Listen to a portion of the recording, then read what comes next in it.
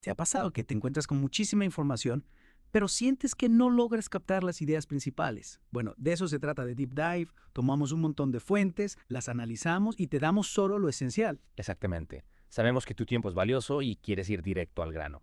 Así que hoy en esta inversión profunda vamos a explorar un recurso que nos compartiste. Se trata del libro de Axel Kaiser, El economista callejero, específicamente el resumen presentado por Academy Explorer en YouTube. Sí. Y Kaiser desde el principio nos impacta con una idea muy potente. La economía, algo que afecta nuestras vidas a diario, es algo que no entendemos del todo. Y no solo la gente del común, incluso los supuestos expertos y las élites políticas. Lo curioso es que él propone la idea de los economistas callejeros, personas que, con sentido común y pensamiento crítico, puedan participar en discusiones políticas sin tanta jerga académica. Y no es que él esté inventando estas ideas. Kaiser se basa en pensadores económicos muy importantes. Hablamos de Friedrich Hayek, Ludwig von Mises, Joseph Schumpeter, Milton Friedman, un verdadero Dream Team. Es interesante ver cómo Kaiser conecta con esta línea de pensamiento que se enfoca en la libertad individual y los mercados libres. Exacto. Bueno, nuestra misión en este Deep Dive es clara. Vamos a analizar las lecciones económicas más importantes de Kaiser de forma sencilla, amena y ojalá que te haga tener esos momentos de mm, mm. No necesitas ser un experto en economía. Empecemos con lección uno. Trabajar es vivir. Suena un poco fuerte, ¿no? Lo curioso es que Kaiser empieza con lo más básico. Dice que la economía, en esencia, se trata de resolver la escasez de recursos que necesitamos para existir. Necesitamos comida, refugio, cosas básicas. Y estas cosas no aparecen de la nada. Sí, podría sonar un poco aburrido. Hablar de economía y comida al mismo tiempo. Pero acá ahí se le da un giro interesante, ¿verdad? Dice que cuando las sociedades superan esa escasez básica, pueden enfocarse en el arte, la cultura, la literatura, la ciencia. Todas esas cosas que enriquecen la vida. Es verdad. Incluso actividades que no parecen tener que ver con la economía, como ir a la ópera o viajar, dependen de recursos limitados.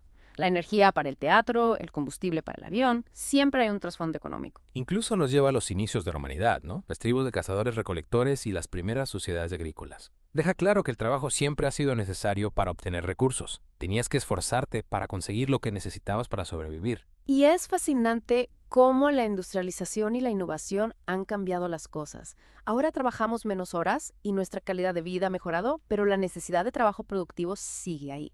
Simplemente se ha vuelto más eficiente. Es increíble pensar en esa idea que propone. ¿Qué pasaría si la IA pudiera resolver el problema económico? Imaginar un mundo con recursos ilimitados donde nadie tenga que trabajar. Pero nos regresa a la realidad. Nuestro trabajo, en roles productivos, creando bienes o servicios, es lo que nos permite obtener lo que otros producen. Pasemos a lección 2. Solo se puede vivir del trabajo propio o del ajeno. Esto suena que se puede poner controversial. Lo interesante aquí es la afirmación de Kaiser. Solo podemos vivir de nuestro propio trabajo o del trabajo de otros. No hay más opciones. Que es cierto. Y luego hace una distinción importante. La caridad voluntaria, donde las personas ayudan a otras por voluntad propia, y la confiscación coercitiva, que incluye el robo o la expropiación por parte del Estado. Es un contraste fuerte. Sí, esto lo lleva a criticar los bienes y servicios gratuitos del Estado, como la salud y la educación. Él dice que el Estado no produce riqueza. Depende de los impuestos, que es redistribuir la riqueza producida por otros. Esos servicios no son realmente gratuitos, alguien los está pagando. Y cuestiona el concepto de derechos sociales como algo gratuito. Dice que los recursos vienen de algún lado, alguien tiene que crearlos. Cuando el Estado ofrece algo gratis, solo está transfiriendo los costos. Exacto. Y esto nos lleva al tema de los incentivos. Kaiser dice que redistribuir la riqueza con impuestos muy altos puede desincentivar la producción. Si a las personas que generan riqueza se les quita mucho, podrían trabajar menos, invertir menos o incluso irse. Claro, si sientes que trabajas más y ganas menos, pierdes la motivación. Y vuelve a la idea del economista callejero, que debe entender que los impuestos altos pueden ser dañinos. Dice que el rol principal del Estado debe ser mantener el orden y no dedicarse a la confiscación. Es cierto, si el Estado no mantiene el orden o se vuelve un agente de impuestos excesivos, se desincentiva el trabajo y la creación de riqueza. Y eso nos lleva a una sociedad más pobre. Es crucial encontrar el equilibrio, evitar depender demasiado del Estado y promover el esfuerzo individual. Pasemos a lección 3.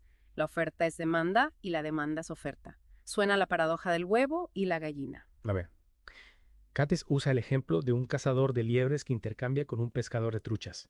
Dice que el intercambio es la forma básica en que obtenemos recursos. Lo interesante es que en cada transacción ambas partes son compradores y vendedores a la vez. El cazador vende la liebre y compra la trucha, y viceversa. Y con esto, refuta la idea de que la demanda existe por sí sola, o que el Estado puede crearla gastando dinero. Antes de demandar algo, alguien tiene que ofrecerlo. Y ese gasto del Estado, bueno, proviene de los impuestos, que es riqueza ya producida. Esto nos lleva a cuestionar la efectividad de los subsidios y transferencias del Estado. Kaiser sugiere que, aunque tengan buenas intenciones, pueden distorsionar los mercados y reducir la riqueza general. Y luego habla de la inflación. La explica como la creación de dinero sin respaldo en la producción real. Es decir, hay más dinero en circulación para la misma cantidad de bienes. Esto genera una demanda artificial y obviamente precios más altos. Y Kaiser es directo. Describe la inflación como un robo oculto, porque quienes reciben el dinero nuevo primero pueden gastarlo antes de que suban los precios, quitándoles poder adquisitivo a quienes lo reciben después. Entonces, diferencia el intercambio voluntario, donde ambos ganan, de la inflación, que no crea riqueza y puede ser perjudicial. No es hacer el pastel más grande, es repartirlo de forma diferente, a veces injustamente. Vamos al bien 4. El que intercambia se lucra. La ganancia no siempre tiene buena fama, así que me intriga cómo lo plantea. Lo curioso es cómo Kaiser define la ganancia, no solo como dinero, sino como beneficio subjetivo. Volviendo a la liebre y la trucha, ambos se benefician porque reciben algo que valoran más que lo que dan. Es un ganar-ganar. No se trata de que uno se aproveche del otro. En un intercambio voluntario, ambos ganan. Y dice que incluso en un trueque, el precio, cuántas truchas por una liebre, refleja esas valoraciones y varía según la disponibilidad y la demanda. Exacto. Y esto lo lleva a criticar la idea de que es inmoral que haya ganancias en servicios como la educación y la salud. Argumenta que pedir educación gratuita es buscar una ganancia unilateral. Quieren el servicio sin pagar el costo. Porque la educación, recordemos, es un recurso escaso y valioso. Si es gratuita, alguien más paga a través de impuestos. Los que reciben la educación gratuita se benefician a costa de los contribuyentes. Esto nos lleva a la eficiencia en la asignación de recursos. Kaiser sugiere que la transferencia de recursos en la educación gratuita puede generar una demanda artificial en ciertas áreas. Y menciona cómo se mantienen programas estatales ineficientes con transferencias de recursos. Entonces, su conclusión es que pedir servicios estatales gratuitos es pedir ganancias a costa de otros. Dice que al pagar directamente en el mercado, la gente se preocupa más por la calidad y la eficiencia. Pasemos a lección 5. La productividad determina nuestro ingreso. Suena obvio, pero seguro hay más. Lo interesante es que Kaiser se enfoca en cómo trabajamos, no solo cuánto. Dice que el ingreso depende de la productividad, la capacidad de generar bienes o servicios. No se trata de solo trabajar muchas horas. Sí, puedes trabajar duro en algo que no genera valor y tu ingreso lo reflejará. Alguien que es experto, usa tecnología o es creativo, puede ganar más con menos esfuerzo. Volvemos al cazador y el pescador. Si el pescador inventa una red más eficiente, aumenta su productividad y sus ingresos. Se trata de mejorar cómo. Y esto no solo beneficia al pescador. Kaiser dice que si uno aumenta su productividad y gana más, beneficia a la comunidad. Con el pescador hay más truchas disponibles, baja el precio y todos se benefician. Exacto. El mercado tiene la característica de que el interés individual puede llevar al bienestar colectivo. Y defiende que los creadores de riqueza, los innovadores y los empresarios se enriquezcan, porque esa riqueza beneficia a todos. Usa el ejemplo de Bill Gates y Microsoft, reconociendo la desigualdad pero destacando el aumento en productividad de ingresos que generaron. Kaiser concluye que una sociedad con más recursos, aunque haya desigualdad, es mejor que una donde todos sean pobres. Prioriza la prosperidad a la igualdad. Ahora, lección 6. El valor es subjetivo. Esto suena a que va a desafiar algunas creencias. Sí. Kaiser dice que el valor económico no está en la cosa en sí, sino en cómo la perciben las personas. No es un valor moral, estético o espiritual, es económico. Exacto. Los consumidores, con sus preferencias y deseos, determinan el precio de las cosas. Lo que uno valora mucho, a otro puede no importarle. Lo compara con teorías que dicen que el valor es objetivo, basado en cosas como el trabajo invertido. Usa el ejemplo del arte. El valor de una pintura no está en los materiales o las horas de trabajo, sino en cuánto pagaría la gente. Y habla de las diferencias culturales, como el valor de la carne de cerdo en diferentes sociedades. El valor no es universal, depende del que lo percibe. Critique la teoría marxista del valor, que dice que se basa en el trabajo. Kaiser argumenta que esto ignora la subjetividad del valor y lleva a conclusiones erróneas sobre la explotación y el capitalismo. Kaiser critica a Marx y a quienes piensan similar, diciendo que no entendieron bien la economía, lo que llevó a políticas con consecuencias terribles como el totalitarismo y la pobreza. Su punto final es claro. La idea del valor objetivo y que la ganancia empresarial viene de la explotación son falsas. El valor es subjetivo y los salarios los pagan los consumidores. Y eso nos lleva a la acción 7. El salario lo pagan los consumidores. Otra que va a generar debate. Lo interesante es que Kaiser dice que los salarios no los pagan los empleadores, sino los consumidores. Se basa en la lección anterior sobre el valor subjetivo y la productividad. Claro, nos recuerda que la productividad, satisfacer las necesidades y deseos de los consumidores, es lo que determina los ingresos. y destaca el rol del capital y los empresarios que lo crean para la prosperidad. Refuta la explotación capitalista diciendo que los ingresos de los trabajadores dependen de su productividad, no del empleador. Vuelve a la tribu. Un trabajador solo se une al pescador si mejora sus ingresos. Y el salario que ofrece el pescador no es ilimitado. Depende de la productividad del trabajador y del éxito del negocio. Usa el ejemplo de Bill Gates y un ingeniero de Harvard, mostrando que el salario se basa en lo que produces y lo que el mercado valora. Luego compara esto con el socialismo, que describe como un sistema donde el Estado controla la producción, limitando la elección de los trabajadores y llevando a malas condiciones y bajos salarios. Incluso menciona el muro de Berlín como ejemplo de gente buscando mejores oportunidades en países capitalistas. También menciona las consecuencias de las leyes de salario mínimo que pueden generar desempleo para quienes no alcanzan la productividad mínima y fomentar el trabajo informal. Kaiser concluye que los salarios dependen de la productividad, no de la necesidad o la justicia. Fijar salarios con otros criterios sería perjudicial. En una economía libre, los empresarios son agentes de los consumidores, quienes dictan qué se produce y cuánto se paga, generando eficiencia y progreso. Pasemos a lección 8. El capital es ahorro e ingenio aplicado. Parece que nos adentramos en el motor del crecimiento económico. Exacto. Kaiser define el capital no solo como dinero, sino como ahorro e ingenio aplicado. Reitera que el ingreso viene de la productividad, que se trata de satisfacer al consumidor. Lo interesante es cómo se enfocan los bienes de capital, como herramientas o máquinas que son esenciales para la productividad. Recordemos la red del pescador. Un bien que aumenta su capacidad de pescar, lo que lleva a más ingresos y consumo. ¿Y de dónde viene el capital? Kaiser dice que viene de la innovación y el riesgo de los empresarios que ahorran e invierten en crear esos bienes. Ese ahorro e innovación aumentan la producción y bajan los precios. El pescador con una red mejor pesca más, baja el precio y todos se benefician. Él desafía la idea de que el capital es solo trabajo acumulado. Dice que viene del ahorro y la creatividad individual.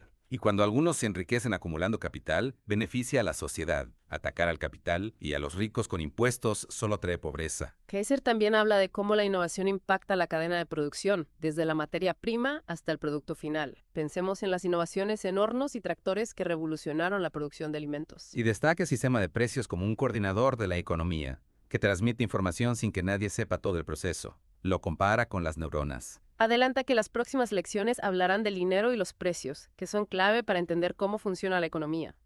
Pasemos a lección 9. El dinero no es riqueza. Parece obvio, pero creo que hay más. Y tienes razón. Kaiser explica que el dinero es solo una herramienta de intercambio, no riqueza en sí misma. Tener más dinero no hace a una economía más productiva. Y habla del peligro de la inflación, donde el dinero pierde valor porque hay demasiado en circulación. Esto distorsiona los precios y es dañino. Regresa a lo básico. La riqueza real son las cosas que podemos usar o consumir, como el agua, el ejemplo de la isla desierta. ¿Preferirías $1 millón o agua potable? El dinero solo sirve si puedes cambiarlo por riqueza real. Lo interesante es su punto de vista histórico. El oro y la plata, que eran dinero, solo se volvieron riqueza cuando se encontraron usos industriales. Antes solo eran medio de intercambio o decoración. Incluso menciona que las economías precoloniales americanas no usaban el dinero como los europeos. Para ellos, el oro y la plata eran como piedras bonitas. El valor depende del contexto. Kaiser dice que la riqueza real es lo que puedes comprar, lo que depende de la producción de bienes y servicios. Hay países con mucho dinero, pero pobres porque destruyeron su capacidad de producción. Habla de la idea de que España se enriqueció con el oro y la plata de América. Explica que esos metales solo eran un medio de pago para comprar bienes en Europa, lo que causó inflación. Y desafía la idea de que España se enriqueció a costa de sus colonias. El oro y la plata no eran tan útiles para los nativos americanos, solo valían en Europa como intercambio por la riqueza ya existente. Entonces, el dinero es una herramienta, no el fin. La riqueza es la capacidad de producir bienes y servicios. Pasemos a lección 10. Los precios son información. Hablamos de precios, pero aquí profundizaremos. Lo importante es que Kaiser dice que los precios no son arbitrarios, sino señales que transmiten información. Reflejan las valoraciones de quienes participan en el mercado y son cruciales para tomar decisiones. Y los precios no existen solo por el dinero, sino por el intercambio. Incluso en el trueque hay precios. Pensemos en la liebre y la trucha. La proporción de intercambio representa sus precios, sin dinero. Y esos precios no son fijos. Kaiser explica que cambian según la escasez y las preferencias. Si las truchas son difíciles de pescar, su precio respecto a la liebre sube.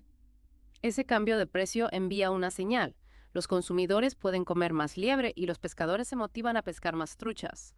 los precios afectan el consumo y la producción. Entonces, los precios asignan recursos escasos de forma eficiente, evitan el desperdicio y aseguran que se produzca lo que se necesita. Kaiser dice que los precios libres permiten coordinar la producción, llevando a un equilibrio donde los recursos van donde se necesitan, aumentando la riqueza y la calidad de vida. También dice que si hay sustitutos, sus precios se afectan. Si la carne sube, la gente compra más pollo, pero esto no aplica a bienes que no compiten. Y aunque los precios se expresen en dinero, Kaiser nos recuerda que el dinero no es riqueza. Habla de cómo surgió el dinero para superar las limitaciones del trueque. Entonces, la idea de un precio justo es falsa. Los precios no se basan en la voluntad de alguien, sino en la oferta y la demanda. Si los precios se decidieran por voluntad, la escasez sería fácil de resolver, pero son la competencia y la innovación las que la resuelven de verdad. Vamos a lección 1. Competencia es colaboración y descubrimiento. Suena contradictorio. Sí. Kaiser desafía la idea de que la competencia es egoísta. Dice que es colaboración y descubrimiento que beneficia a todos. Lo importante es que la competencia no es un juego de suma cero donde uno gana y otro pierde. Todos pueden beneficiarse. Cuando los productores compiten, colaboran con los consumidores, ofreciendo mejores productos a mejores precios. Esa presión los obliga a innovar. Mira cómo ha mejorado la calidad de los teléfonos porque las empresas compiten. La competencia no es solo una pelea entre empresas, sino un motor de innovación que mejora nuestras vidas. Claro, no todos compiten al mismo nivel, como en los deportes, pero esto permite que los más capaces usen los recursos mejor. Y llegamos al descubrimiento. El mercado es un escenario para descubrir qué quieren los consumidores y cómo dárselo. Los empresarios experimentan y aprenden compitiendo. Y Kaiser advierte contra la intervención estatal, como los subsidios a empresas ineficientes. Esto distorsiona la economía y desincentiva la innovación. Kaiser resume que la competencia fomenta la colaboración, la innovación y el descubrimiento, lo que lleva al progreso y el bienestar. Pasemos a lección 12. El empresario es un benefactor social. Otra que desafía suposiciones. Kaiser propone que los empresarios, en un mercado competitivo, benefician a la sociedad. Su argumento es que para enriquecerse, un empresario también debe beneficiar a otros. Destaca la importancia de los empresarios para el progreso. Los compara con figuras como Pelé o Messi. Hay muchos consumidores y trabajadores, pero los empresarios innovadores son pocos y valiosos. Es necesario un entorno que los respete y apoye sin generalizar ni culpar al mercado por las fallas de unos pocos. Los empresarios hacen posibles los bienes y servicios que usamos a diario, gracias a la división del trabajo. Su rol es identificar oportunidades para usar los recursos mejor, innovando y asumiendo riesgos. Buscan crear valor, actuando como agentes para los consumidores.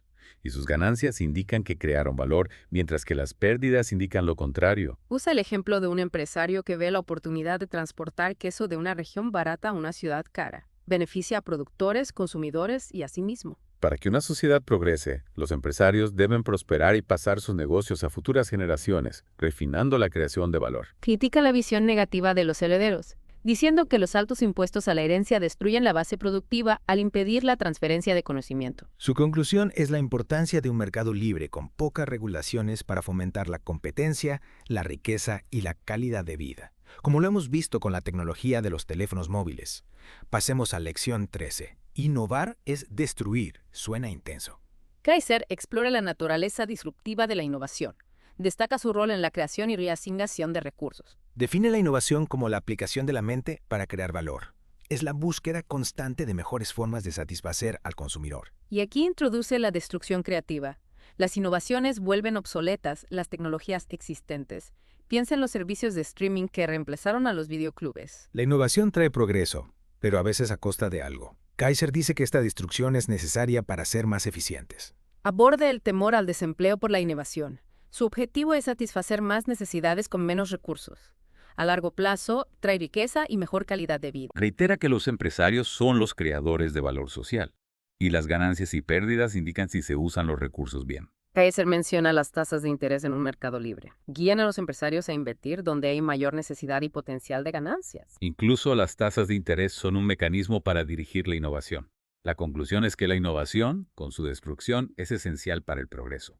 Ahora, lección 14. Comerciar nos enriquece. Suena lógico, pero seguro hay más. Kaiser se enfoca en los beneficios del comercio y la globalización. La innovación en un lugar beneficia a todos. Piensa en cómo América Latina se beneficia de tecnologías de Japón o Suiza. Critica las políticas proteccionistas que limitan las importaciones para proteger industrias. Limitar el acceso a bienes innovadores empobrece a la sociedad. El proteccionismo reduce la competencia, lo que desincentiva la innovación. Importar bienes puede crear empleos en distribución y hacer los productos más baratos. El comercio internacional es un intercambio. Pagamos las importaciones con exportaciones, lo que permite la especialización y la eficiencia. Un ejemplo. Una región produce mejor vino y otra, leche. Es lógico que se especialicen y comercien. Habrá más vino y leche para todos. El comercio y la globalización enriquecen a las sociedades. El libre comercio aprovecha las ventajas de cada país, generando eficiencia y riqueza. Y llegamos a la última lección. Lección Queens. Los lujos de hoy son las necesidades del mañana. Una nota positiva para terminar. Totalmente. Kaiser se centra en cómo el mercado crea productos que empiezan como lujos y se vuelven necesidades. Lo interesante es que argumenta en contra de la idea de que los lujos son malos. Critica las políticas que los penalizan diciendo que eso perjudica a la sociedad. El ejemplo del automóvil. Al principio era un lujo. Esa demanda permitió a los fabricantes invertir, mejorar la tecnología y producir en masa, haciéndolo accesible para todos. Si se hubiera prohibido a los ricos comprar los primeros autos, el mercado no se habría desarrollado. La innovación a menudo empieza en la cima y luego se extiende. Habla también del sector salud. Los medicamentos y vacunas son caros al principio, pero se vuelven accesibles con el tiempo. Dar acceso a los ricos a esos avances financia la investigación y la producción, beneficiando a todos. Critica la idea de que el Estado puede controlar esto mejor. Los funcionarios no tienen el conocimiento ni los incentivos para innovar. Los países socialistas han sido ineficientes en tecnología. El mercado fomenta la innovación. Lo que empieza como un lujo se vuelve común, mejorando la vida de todos. Hay que tener cuidado con las políticas que buscan mejorar las cosas de inmediato restringiendo el mercado. Eso solo frenaría el progreso. Exactamente. Limitar el mercado limita la innovación y perjudica a quienes se supone que debe ayudar.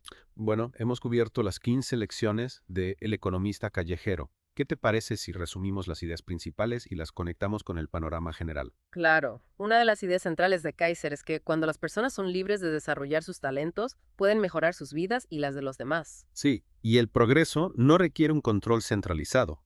Lo que se necesita es orden, paz y seguridad, junto con una cultura que valore el mérito. El progreso suele ser liderado por un pequeño grupo de empresarios, pero es consolidado por la mayoría que comparte los valores y las ideas. Buscar el bienestar personal y familiar en un contexto de libertad lleva al bienestar de la comunidad. Las políticas de redistribución, salarios mínimos, altos impuestos y regulaciones excesivas a menudo obstaculizan el progreso de los más necesitados. Esas políticas desincentivan la creatividad y la superación personal, llevando al estancamiento y al conflicto. Para idear esto, los ciudadanos deben ser economistas callejeros, informados y capaces de resistir la retórica populista que ha demostrado ser perjudicial. Una idea final para nuestros oyentes. Es posible que las mejores soluciones a los problemas sociales no provengan del Estado, sino de la libertad individual, la innovación y la cooperación en el mercado. Los invitamos a reflexionar sobre eso. Y a seguir explorando estas ideas. Recuerda, no se trata de aceptar ciegamente todo lo que dice Kaiser. Se trata de pensar críticamente y sacar tus propias conclusiones. Gracias por acompañarnos en esta inmersión profunda. Hasta la próxima. Adiós. Adiós.